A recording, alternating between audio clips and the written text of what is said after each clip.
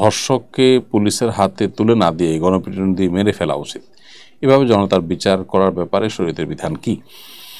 দেখুন, বিচার নিজের কাঁধে বিচারের দায় তুলে নেওয়া এবং আপনার আইন হাতে তুলে নিয়ে যে কারোর বিচার কার্যকর করা, এটা কখনোই প্রশংসনীয় নয়।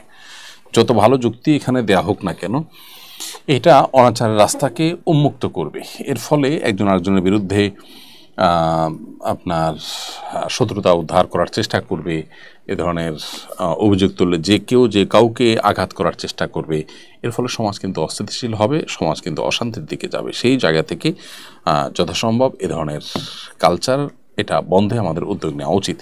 তবে এটা ঠিক যে বিচারের দীর্ঘসূত্রতা, আদালতের প্রতি মানুষের আস্থা হারিয়ে যাওয়া, প্রশাসনে পুলিশে যারা আছেন তাদের দায়িত্ব অবহেলা এবং অসৎ উপায়ে তারা কালোকে সাদাকে কালো করার প্রচেষ্টা, প্রবণতা, এগুলোর কারণে মানুষের মধ্যে আসলে আস্থাহীনতার সূচনা হয়েছে, আস্থাহীনতার ব্যাপারটি ঘটেছে এবং যার ফলশ্রুতিতে মানুষ এ ধরনের কথা বলে। তো আমাদের উচিত হলো এগুলোকে যথাসম্ভব মোকাবেলা করা শক্ত হাতে এবং সমাজে আপনার আইনের শাসন প্রতিষ্ঠা করার জন্য প্রত্যেকে যার যার জায়গা থেকে কাজ করার চেষ্টা করা দরকার। এটা যদি না করি এবং সবাই যদি আইন হাতে তুলে নিতে থাকি, তাহলে অনেক নিরপরাধ মানুষকে শত্রুতা উদ্ধারের জন্য এ ধরনের মিথ্যা অজুহাত দিয়ে তাকে, মানুষকে তার ব্যাপারে খেপিয়ে তাকে মেরে ফেলার প্রবণতা আমাদের সমাজে তৈরি হবে, যেটা আমাদের কারোরই কাঙ্ক্ষিত নয়।